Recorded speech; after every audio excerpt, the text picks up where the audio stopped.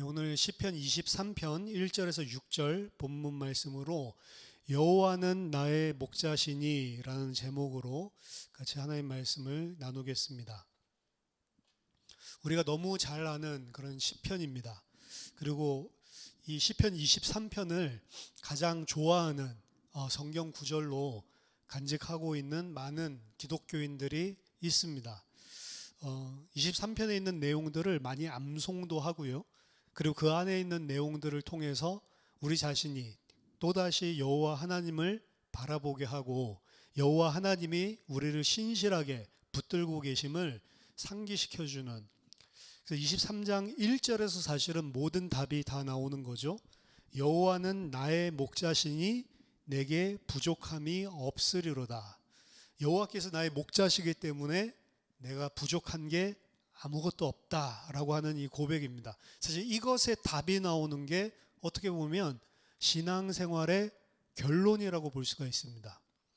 우리가 하나님의 백성이 하나님을 떠나서 죄 가운데 살 때에 가지고 있는 가장 우리를 지배하고 있는 것은 여호와 하나님으로 말미암아 내가 사는 것이 아니고 무엇인가 여호와 하나님 아닌 다른 것을 통해서 내가 산다라고 생각을 하는 것입니다. 그래서 그 다른 것이 풍족하게 채워지면 풍성하다라고 생각을 하고 다른 것이 채워지지 않으면 부족하다라고 느끼는 거죠. 근데 23편 1절에서 뭐라고 이야기하냐면 내 삶에 있어서 뭔가 내게 이 땅에서 생존하기 위해서 혹은 이 땅에서 내가 살기 위해서 필요한 것이 풍성하든 풍성하지 않든 내가 부족함이 없다, 풍성함을 누릴 수 있는 유일한 근거가 여호와가 나의 목자이시기 때문에, 사실 이걸로 결론 나는 게 신앙생활의 본질이거든요. 그래서 사실은 이 23장 1절이 안 돼서 어떻게 보면 우리가 이 땅에서 계속해서 양육을 받고 있는 것인지 모르겠습니다.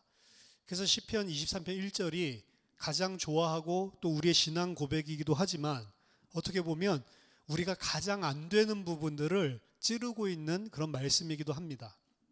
아무리 암송을 해도, 아무리 여호와는 나의 목자시니 내게 부족함이 없다라고 말을 해도 실제로 이 땅을 살다 보면 부족한 게 많이 있다고 느끼는 게 인간이거든요. 하나님이 함께 하시다, 하나님께서 함께 계신다, 하나님이 챙겨주신다, 하나님께서 모든 것을 다 인도하신다, 이게 뭐 신학적으로 그리고 성경 안에서 이야기하고 있는 내용으로 맞기는 맞는데 실제 현실에 부딪히면 그렇지가 않은 거죠. 그래서 뭐 이전에도 많은 교회에서 제가 자라면서 들어온 거는 이제 이러한 설교들을 하면 이제 목사님 그거는 성경에 있는 말씀이고요, 실제 현실은 다릅니다, 이런 이야기를 하는 장로님들, 이런 이야기를 하는 집사님들 굉장히 많이 있었습니다. 그건 교회 안에 있을 때나 통용되는 것이지 실제 목사님이 사회생활 한번 해보세요, 그렇지 않습니다 라고 반박을 하는 거죠. 근데 그거 보고 바로 죄라고 이야기하는 것입니다. 하나님의 신실하심을 믿지 못하는 거죠. 어떻게 보면 창세기 3장 초장부터 인간에게 있는 죄는 하나님을 믿지 못하는 거예요. 하나님의 신실하심과 하나님이 우리를 어떻게 사랑하고 어떤 은혜를 베풀어 주시고 우리에게 어떤 것을 주셨고 주시고 계시고 주실 것인지 거기에 대해서 하나님을 믿지 못하는 것입니다. 그래서 하나님이 말씀을 믿지 못한다, 그건 자체는 말씀 자체의 내용도 맞지만 하나님 자신에 대한 신뢰가 없는 거죠. 그래서 아담도 마찬가지로 선악을 알게 하는 나무의 실과를 먹으면 정령 죽으리라 하는 그 말씀하셨지만 그 말씀을 어길 수 있는 이유는 근본적으로 파고 들어가 보면 그 말씀을 하신 하나님이 믿업지가 않은 것입니다. 오히려 그것을 먹으면 너희는 절대로 죽지 않고 하나님과 같이 된다라고 이야기한 뱀의 말이 훨씬 더 믿음직하게 보이는 거죠.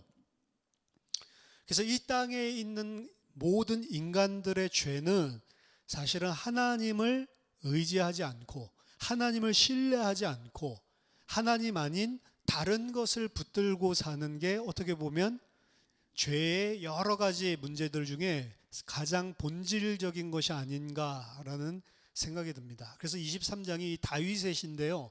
이 다윗이 어려움 겪으면서도 어떠한 상황에 있든지 하나님께 오직 하나님의 신실하심을 믿기 때문에 부족함이 없고 나는 괜찮다, 이렇게 이야기하는 거죠.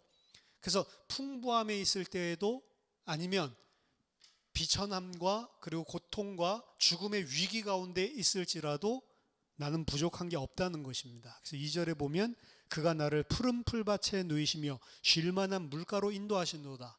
이때에도 왜 내가 부족함이 없냐면 푸른 풀밭이 있고 쉴만한 물가가 있기 때문에 내가 부족함이 없는 게 아니고 그걸 인도하신 분이 여호와 나의 목자이시기 때문에, 그렇기 때문에 그때에도 내가 뜯어 먹을 수 있는 풀, 내가 마실 수 있는 깨끗한 물, 그것 때문에 내가 부족함이 없는 게 아니고 그쪽으로 인도해 주시는 하나님, 그 여호와 하나님이 나의 목자이기 때문에 풍성함 가운데 있을 때에도 내게 부족함이 없다, 참 만족을 누리는 거죠. 만약에 풍성함 때문에, 풀 때문에, 물 때문에 누렸다고 한다면 그 다음 고백들이 안 되는 것입니다. 이 3절, 내 영혼을 소생시키시고 자기의 이름을 위하여 의의 길로 인도하신도다. 이 3절은 3절 따로가 아니고 3절, 4절을 같이 묶어서 보는 겁니다. 3절에 먼저 결론을 이야기해 놓고 그러기 때문에 4절에 답이 나오는 거죠. 내 영혼을 주께서 소생시키시고 자기 이름을 위하여 의의 길로 인도하시는 여호와 하나님이신 줄 믿기 때문에 내가 사망의 음침한 골짜기로 다닐지라도 해를 두려워하지 않고, 왜? 거기에서도 주께서 나와 함께 하시기 때문에. 그래서 풍성함 가운데서도 여호와로 인해서 부족함이 없다라고 고백을 하고, 그리고 아무것도 없는, 오히려 사망의 음침한 골짜기, 해를 당할 수밖에 없는 그러한 나쁜 환경들 속에서도 주께서 나와 함께 하시기 때문에 내게 부족함이 없다라고 고백을 하고, 그리고 궁극적으로 5절에 보면 주께서 내 원수의 목전에서 내게 상을 차려주시고 기름을 내 머리에 부으셨으니 내 잔이 넘치나이다. 내 평생의 선하심과 인자하심이 반드시 나를 따르리니 내가 여호와의 집에 영원히 살리로다. 이 23절 시편 23장은요, 사실은 이 순례자의 그 길을 보여주는 것입니다. 순례자의 길.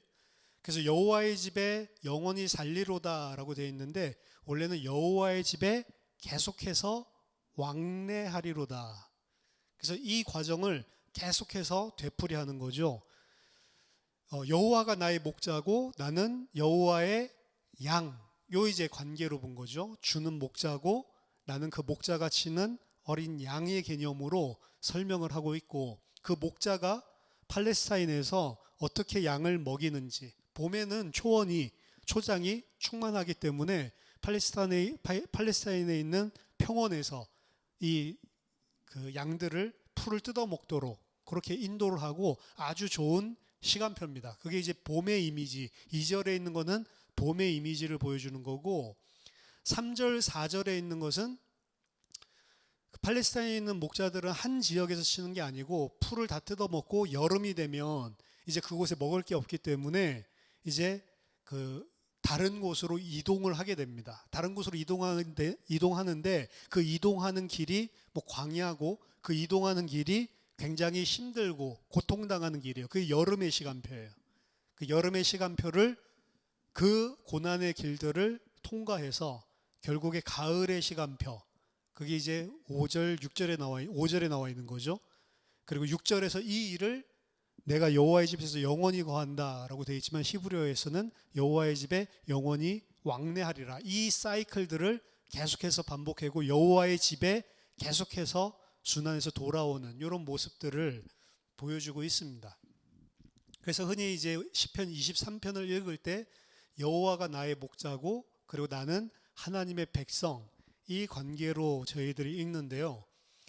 제가 웨스트민스터에 있을 때 이제 덕 그린은 이제 시편 23편을 가지고 그런 식으로 지금까지 역사적으로 시편 23편을 이해해 왔지만 사실은 시편을 포함해서 모든 구약에 있는 성경들은 우리와 하나님의 관계를 표현하는 것보다는 예수 그리스도가 누군지를, 장차 오실 예수 그리스도에 대해서 예표하고 예수 그리스도를 설명하는, 예수 그리스도를 예언하는 그러한 글이 구약 성경으로 보는 게 옳거든요. 그게 이제 그리스도 중심적으로 본다고 했을 때 이 시편 24 여호와가 나의 목자인데, 여호와를 예수님도 성부 하나님, 성자 하나님 같은 하나님이시니까 예수 그리스도는 나의 목자시니 내가 부족함이 없다. 이런 식으로 이제 보통 많이 해석을 했지만, 이제 덧글이는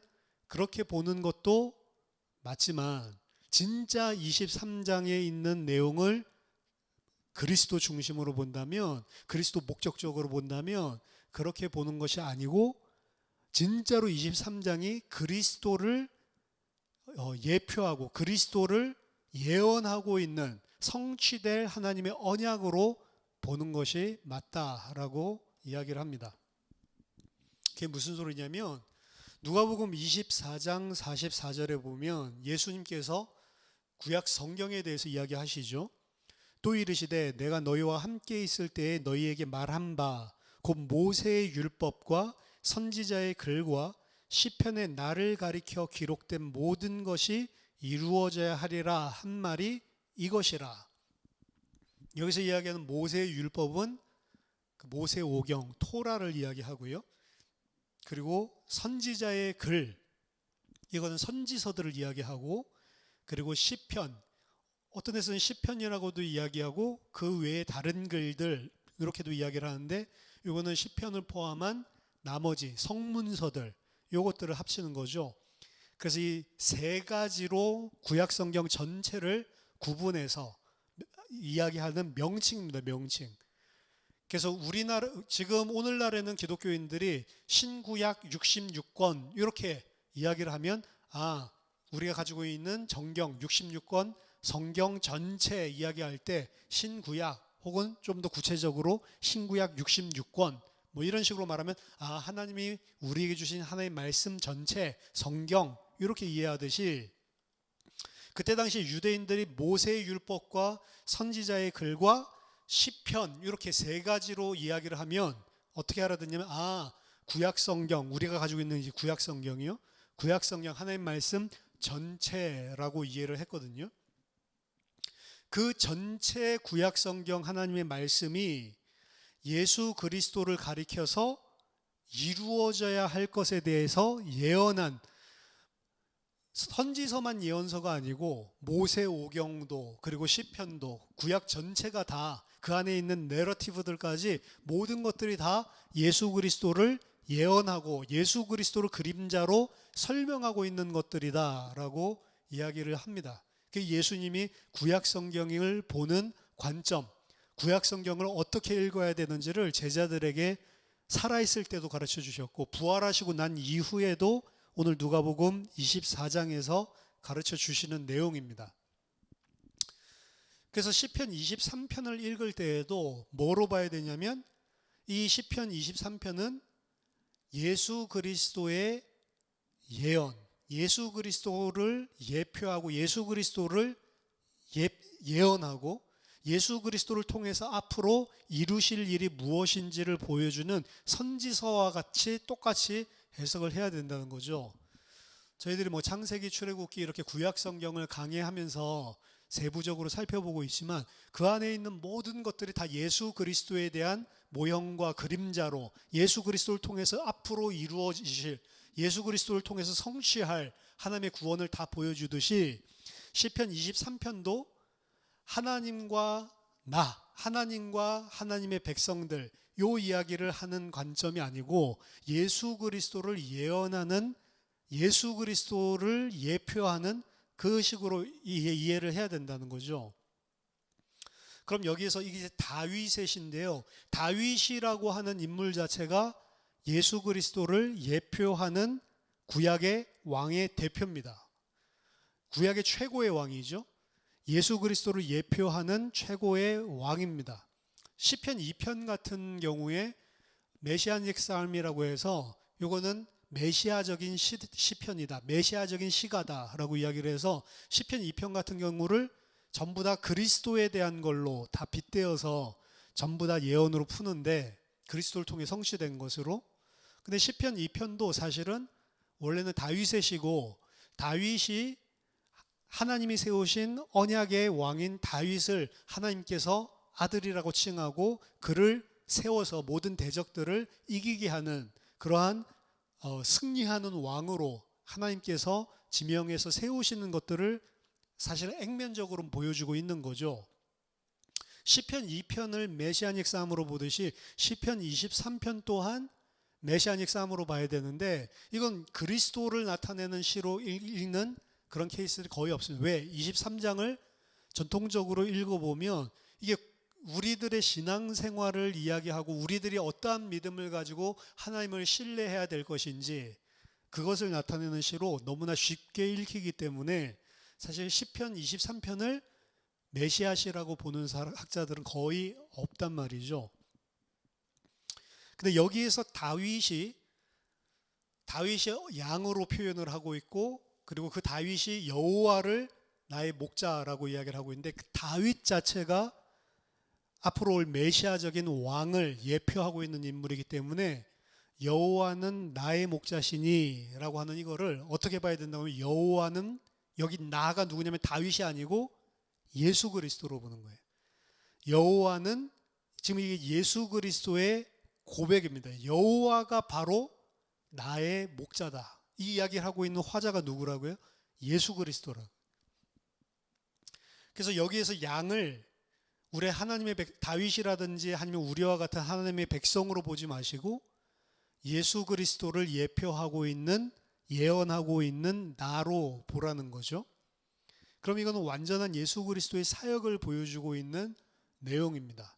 예수 그리스도는 여호와를 성부 하나님 아버지를 나의 목자로 삼고 있기 때문에 내게 부족함이 없다라고 고백하는 삶을 산다는 거예요. 그래서 2절에 그가 나를 푸른 풀밭에 누이시고 쉴만한 물가로 인도하실 때에도 예수님의 공생의 사역들 중에 하나님이 친히 성령으로 기름 붓고 충만하게 하셔서 예수 그리스도 가는 모든 사역들 속에 하나님이 함께 하심을 나타내 주셨죠.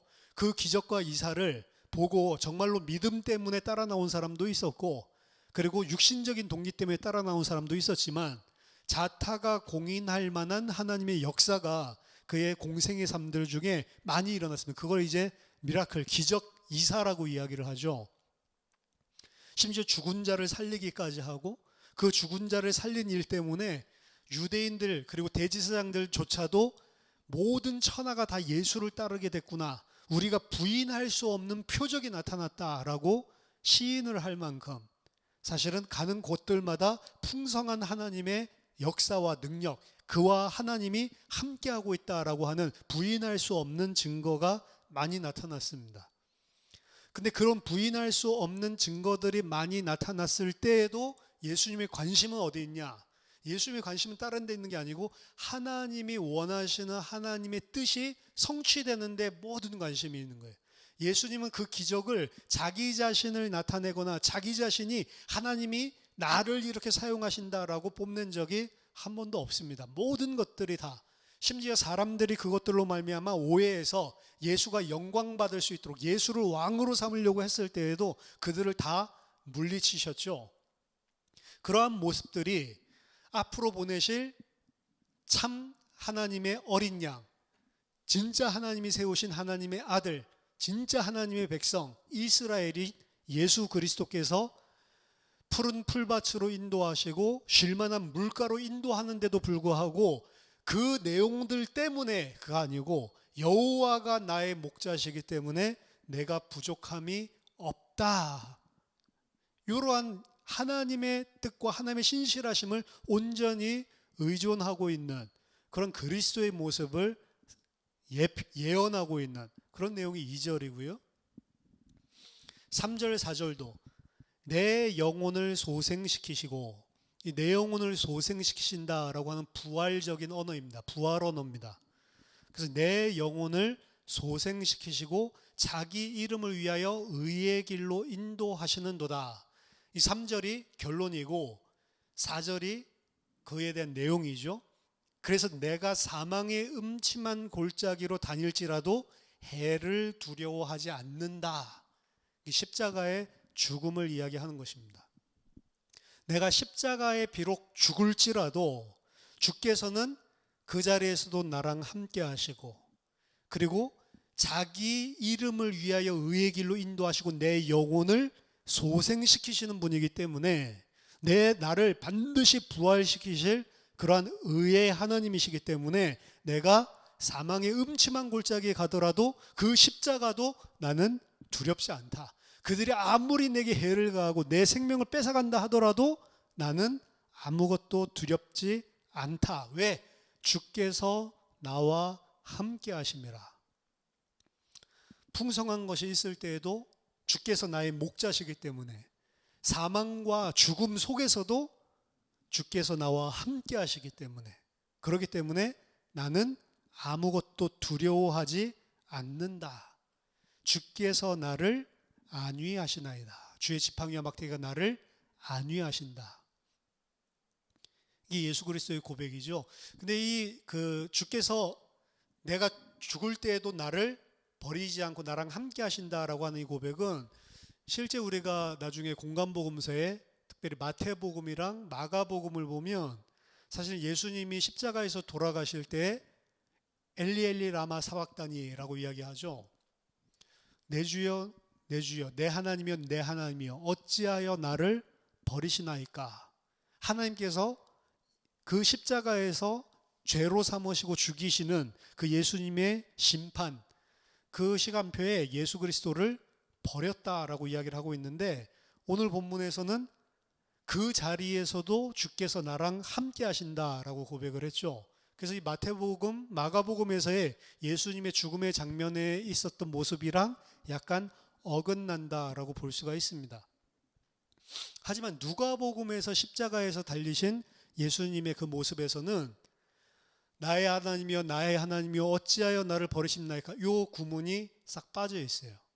그거 대신에 뭐가 들어가 있냐면, 예수께서 누가복음 23장 46절에 예수께서 큰 소리로 불러 이르시되 아버지 내 영혼을 아버지 손에 부탁하나이다.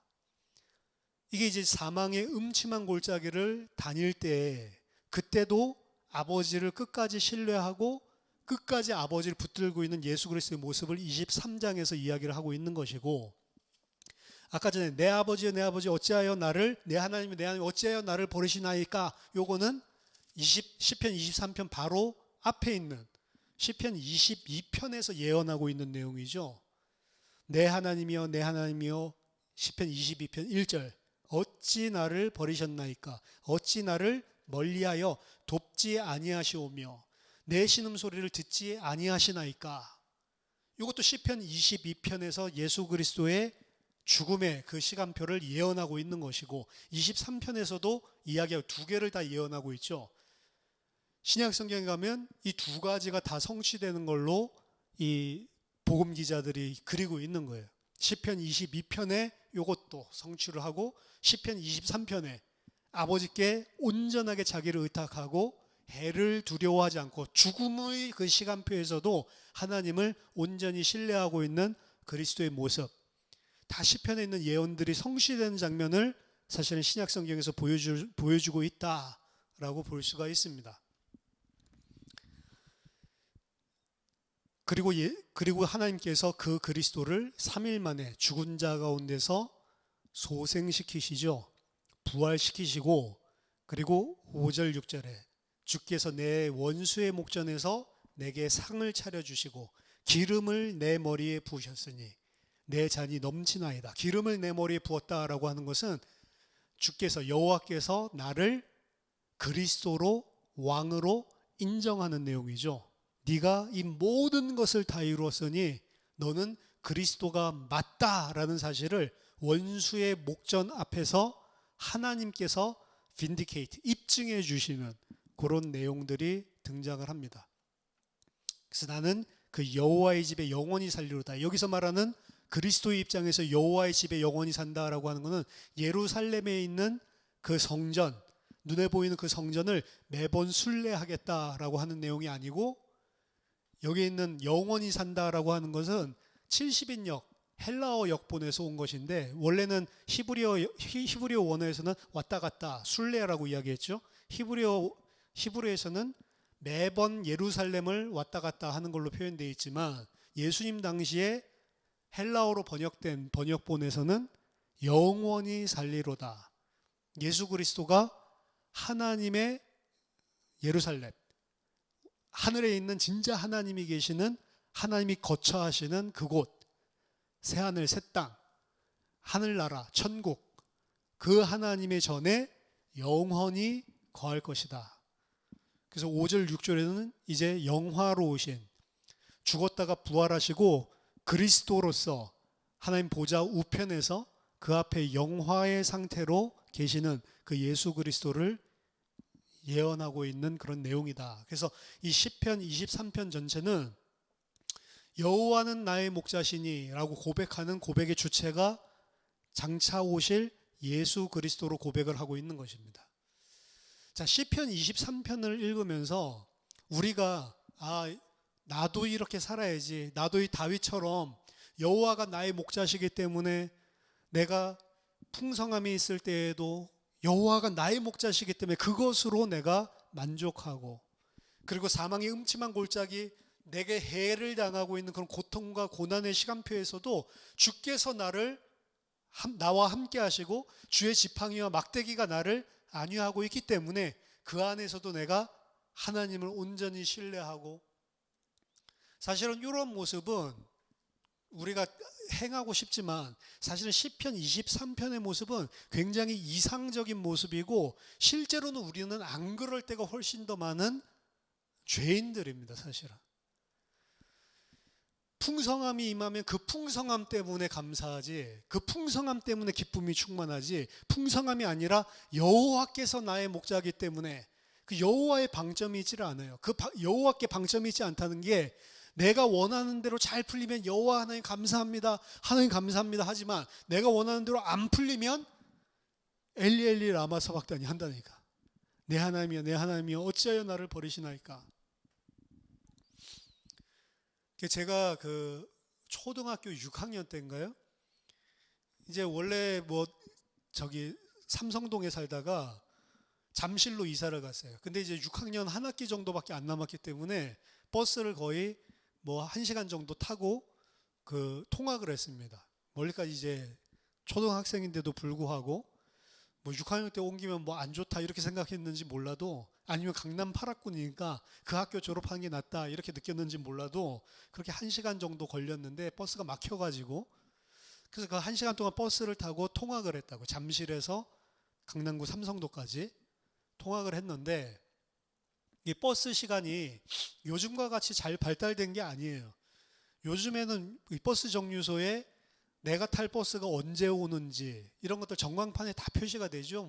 2분 뒤에 도착합니다, 3분 뒤에 도착합니다, 이런 거 배차 간격들도 굉장히 그 시간 스케줄에 맞게끔, 지하철만 그런 게 아니고 버스들도 버스 전용차로 다니면서 될 수 있으면 시간을 맞추기 위해서 1분 정도 오차가 나도 왜 시간 안 맞지 이렇게 의아할 정도로 지금 많이 발달을 했는데, 예전에는 안 그렇잖아요. 버스 차장 여자들 있죠. 그분들이 학생들한테 이렇게 회수권 받고 50원짜리 동전 받고 이럴 때였어요. 그럴 때 이제 버스를 타고 이제 80년대죠. 초등학교까지 85년도네요. 통학을 이렇게 하니까 85년 해도 이제 완전 옛날 이야기네요. 그때 이제 그 학교를 통학할 때 이제 아침에 나갔는데 버스가 안 온다. 지금 안 타면 늦는데, 이럴 때는 제가 그때 신앙 이런 거 없으니까 하나님한테 기도를 하는데, 이 기도하면은 조금 지나가지고 금방 와. 그때 한 기도가 뭐냐면 엘리 엘리 라마 사박다니 내 하나님이여 내 하나님이여 어찌하여 나를 버리시나이까. 막 계속 엘리 엘리 라마 사박다니 엘리 엘리 라마 사 이러고 있으면 버스가 와. 그러니까 이게 마치 주문같이 돼가지고 이제 버스 안 오면 그냥 엘리엘이 남아서 확대 엘리엘이라 그러다가 오면 나를 버리지 않고 나랑 함께 하시는구나. 근데 그 기준을 보세요. 버스가 제 시간에 오면 하나님이 나랑 함께 하고, 버스가 제 시간에 오지 않으면 하나님이 나랑 함께 하지 않고, 이게 이제 우리의 인간들의 죄라는 거죠. 버스가 오든 버스가 오지 않든 그거랑 상관없이 하나님은 하나님의 백성이랑 함께하고, 하나님의 백성은 버스가 와도, 그리고 지각을 해도 버스가 안 와서 그거랑 상관없이 하나님이 나랑 함께 하시고, 그것 때문에 내가 부족한 게 없다라고 고백을 해야 되는데 안 그런 거죠. 근데 이러한 모습이 학교 등교하고 하교하는 버스 하나 타는 그 하나 이야기가 아니잖아요. 우리들의 인생이 맨날 이 앞뒤를 왔다 갔다 하는데, 봄, 여기서 이야기하고 있는 봄 2절에서는 감사하다라고 이야기를 하지만 3절 4절 상황에서는 주께서 나를 붙들고 이때에도 함께 하시기 때문에 나는 그 주의 지팡이가 막대기가 나를 보호해 주기 때문에 나는 괜찮다, 이런 믿음이 없는 거죠. 그러니까 23편은 우리가 이렇게 되고, 23편의 고백처럼 우리도 믿음의 사람이 되고 싶은데 사실은 하나님 앞에서 이 믿음을 온전하게 고백할 수 있는 자는 없는 것입니다. 다윗도 마찬가지. 다윗이 이 시를 썼지만 사실은 이 삶은 다윗에게 온전히 성취되지 않은 삶입니다. 그런데 예수 그리스도는 이 시편의 예언 그대로 살았단 말이에요. 심지어는 예수님이 시험 받으실 때 40일 동안 줄이셨을 때 마귀가, 성령이 허락하셔서 마귀가 시험하죠. 이 돌덩이를 떡덩이로 만들어서 먹어봐라 라고 이야기했을 때, 그때도 예수님 뭐라고 이야기하죠? 사람이 떡으로만 사는 것이 아니고 하나님의 입으로부터 나오는 말씀으로 사는 것이다.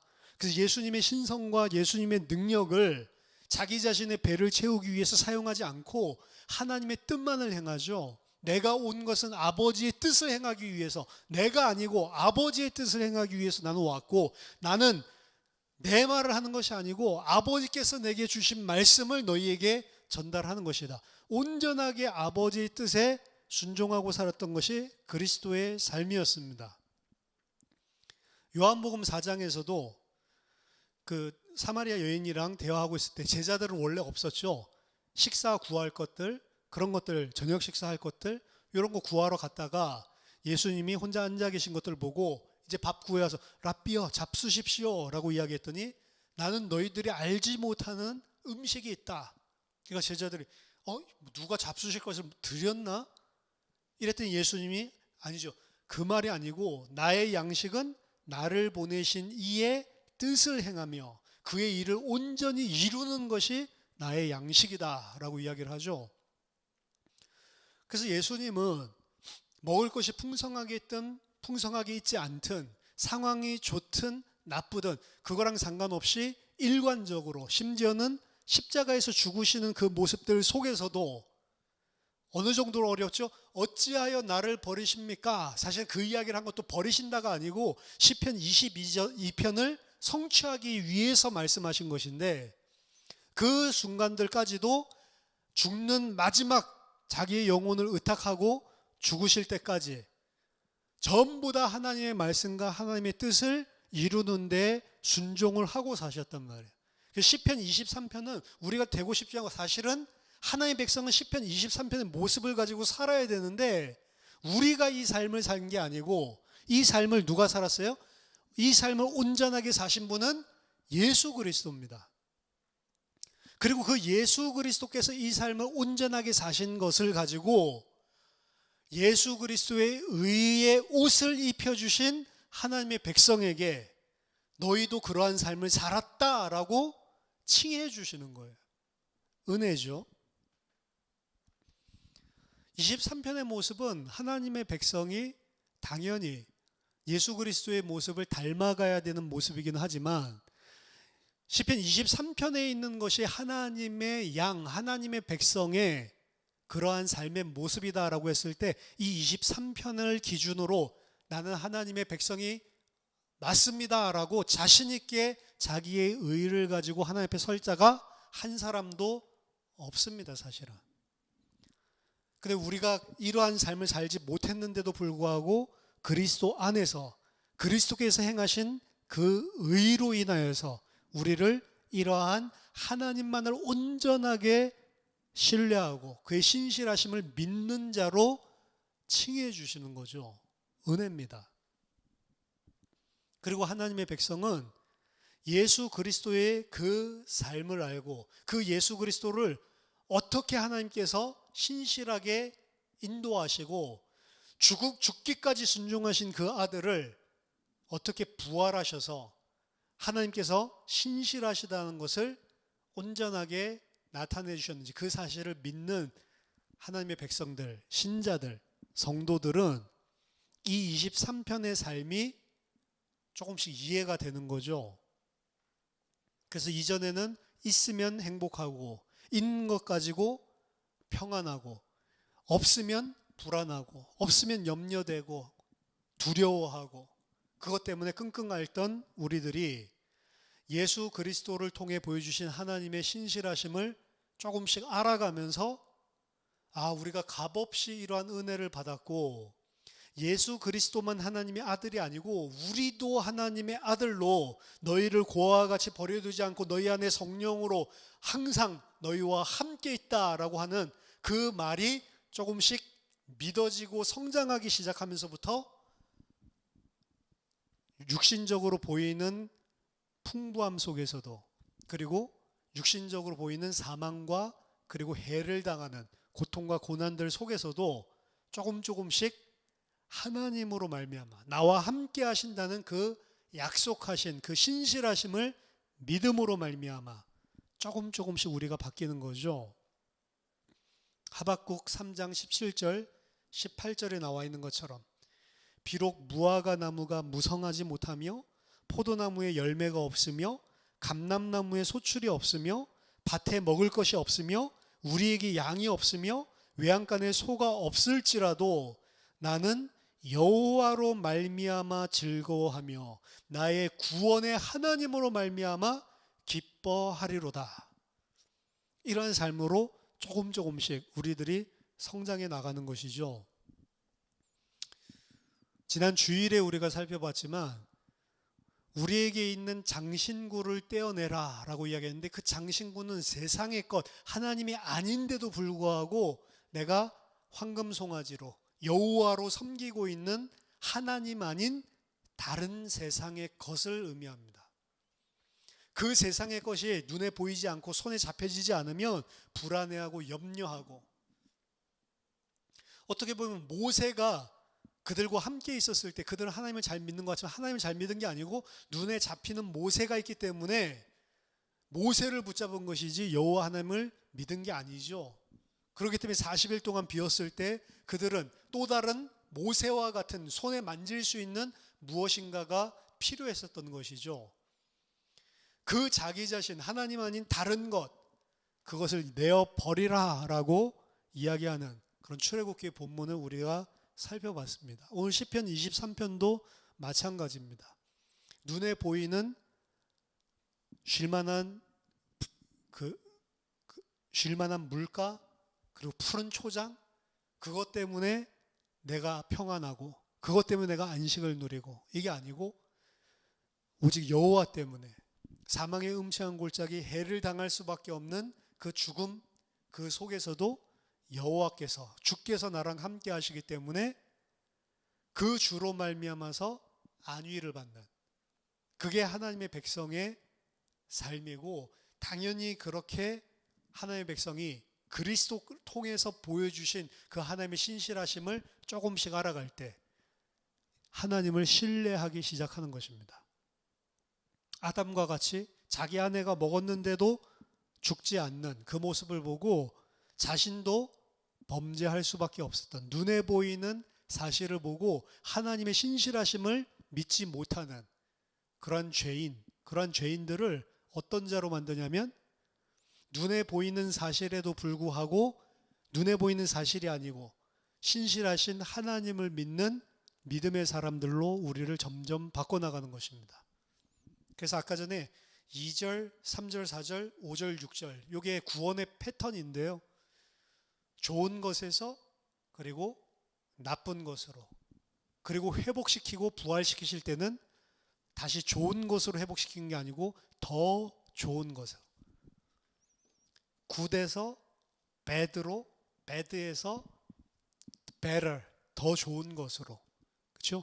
에덴 동산에서 쫓겨났던 인간들을 에덴 동산 그리고 에덴 동산에서 축출된 그런 저주 그 가운데서 구원할 때에는 에덴 동산으로 회복하는 게 아니고 에덴보다 더 나은 새 하늘과 새 땅 이렇게 회복시키는 구원의 패턴을 보여주시는 거죠. 이게 그리스도 안에서 택하신 주님의 백성들을 위해서 다 이루어졌기 때문에 그리스도와 함께 연합한 하나님의 백성들은 똑같이 이러한 패턴을 가지고 하나님께서 인도해 나가시는 것입니다. 우리를 계속해서 이 땅에 사는 동안 그리스도 안에서 하나님의 신실하심을 믿는 자로, 그래서 그리스도 때문에 이 땅에서 평안함을 누릴 수 있는, 여호와가 나의 목자시고 그리스도가 나와 함께하기 때문에 우리가 아무런 부족함이 없다라고 고백할 수 있는 하나님의 백성으로 계속 만들어 나가시고, 궁극은 여호와 하나님과 함께 영원히 살도록. 하지만 그 천국은 미래에 일어날 일이기도 하지만 이미 이 땅에 예수 그리스도를 믿는 하나님의 백성에게 이미 이루어진 것이라고 했죠. 그래서 천국은 장차 갈 것이 아니고 이미 너희 안에 임하였다. 저와 여러분들이 오늘 시편 23편의 고백이 온전한 여러분들의 삶들 속에서 날마다 나타나는 고백이 되길 바라고, 어떠한 상황에 처했든지 그곳에서 여호와 하나님이 나랑 함께 하시기 때문에 천국을 누리는 그런 은혜가 있기를 예수 그리스도 이름으로 축원합니다. 같이 기도하겠습니다. 하나님 아버지, 은혜를 감사드립니다. 예수 그리스도의 온전하심과 그 신실하심으로 말미암아 저희들을 하나님의 백성 삼으시고 저희들을 고아와 같이 버려두지 아니하시고 언제나 항상 우리와 함께 하시는 그 하나님께 모든 감사와 찬양과 영광을 돌려드립니다. 우리가 안위를 받고 우리가 풍성함을 누리고 우리가 늘 부족함이 없는 그런 충만한 은혜 가운데 거하는 것이 눈에 보이는 것이 아니라 어떤 좋은 상황과 형편이 아니라 여호와께서 나와 함께 하시며 그 여호와께서 나의 목자이시기 때문이다 라고 하는 요 시편의 고백이 하나님 저희들의 온전한 고백이 될 수 있도록 저희들에게 믿음을 주시고 저희들 그 그리스도의 은혜 가운데 깊이 뿌리내릴 수 있는 귀중한 은혜를 허락해 주시옵소서. 오늘 하루를 살아갈 때에도 또 우리 평생 살아가는 동안 여호와께서 나의 목자가 되시기 때문에 내게 부족함이 없다라고 하는 이 고백이 어떠한 상황들 속에서든지 날마다 우리의 믿음으로 선포되어지고 고백되어질 수 있도록 은혜를 더하여 주시옵소서. 예수 그리스도 이름으로 기도하옵나이다. 아멘.